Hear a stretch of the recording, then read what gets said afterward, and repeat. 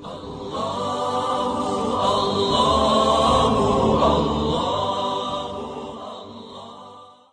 اللہ صلی اللہ علیہ وسلم ام ہانی کے گھر میں تھے اور وہاں سے جبریل امین نے اٹھایا تو آپ حتیم کعبہ تشریف لائے اور وہاں سے سفر کا آغاز ہوا۔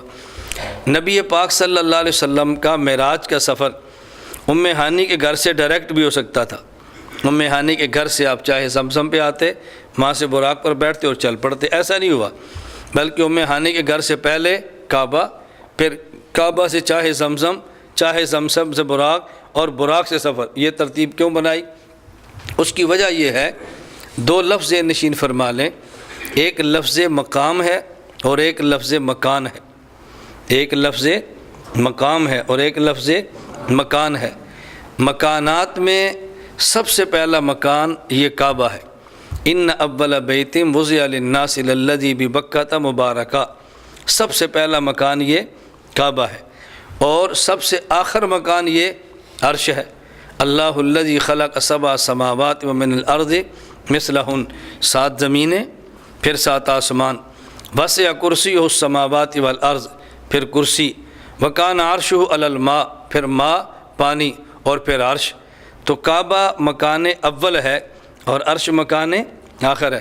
تو کعبہ مکان اول ہے، مکان اول۔ میں بتا رہا ہوں ام ہانی کے گھر کی بجائے کعبہ اور پھر کعبہ سفر کا آغاز کیوں ہوا؟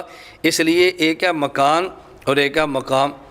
مقام میں سب سے اعلیٰ مقام یہ مقام نبوت ہے۔ مقامات شریعت میں 4 ہیں۔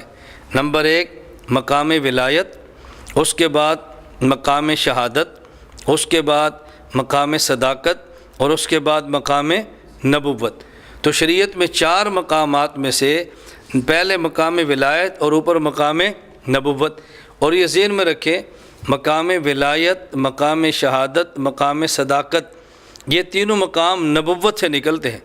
نبی کی برکت سے صدیق بنتا ہے، نبی کی برکت سے شہید بنتا ہے، نبی کی برکت سے ولی بنتا ہے۔ تو یہ تینوں مقام کہاں سے نکلتے ہیں؟ نبوت سے۔ معلوم ہوا کہ اصل مقام یہ مقام نبوت ہے۔ اور نبی کریم صلی اللہ علیہ وسلم کا کمال یہ تھا کہ آپ نبی اول بھی تھے، نبی آخر بھی تھے۔ تو ایک ہے مکان اور ایک ہے مقام۔ مکانات میں کعبہ مکان اول اور مکانات میں عرش مکان آخر۔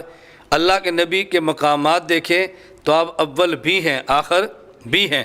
چونکہ نبی اول تھے تو اس کا تقاضا یہ تھا آپ کعبہ سے شروع ہوتے، چونکہ نبی آخر تھے اور اس کا تقاضا یہ تھا آپ عرش پہ جا کے رکتے۔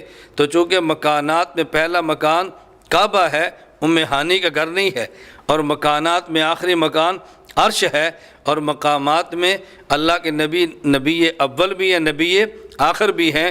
تو چونکہ مقامات کی ابتدا بھی ان سے ہے، مقامات کی انتہا بھی ان سے ہے، تو اللہ پاک نے مناسب یہی سمجھا کہ مکانات کی ابتدا بھی ان سے ہو اور مکانات کی انتہا بھی ان پر ہو۔ اس لیے آپ کو کعبہ سے سفر کا آغاز کرایا گیا۔ پھر آگے بات سمجھیں، کعبے کے 2 حصے ہیں۔ ایک وہ حصہ جو چھتا ہوا ہے، 4 دیواری ہے، جس میں دروازہ ہے، کنڈی ہے، تالا ہے، پردہ لٹکا ہے، اور ایک حصہ جو چھتا ہوا نہیں ہے، صرف دیوار بنی ہے، جسے حتیم کعبہ کہتے ہیں۔ اللہ آپ سب کو لے جائے، آپ اپنی آنکھوں سے وہاں قریب سے جا کر دیکھیں۔ حتیم کعبہ بھی کعبے کا حصہ ہے، لیکن یہ چھتا ہوا نہیں ہے۔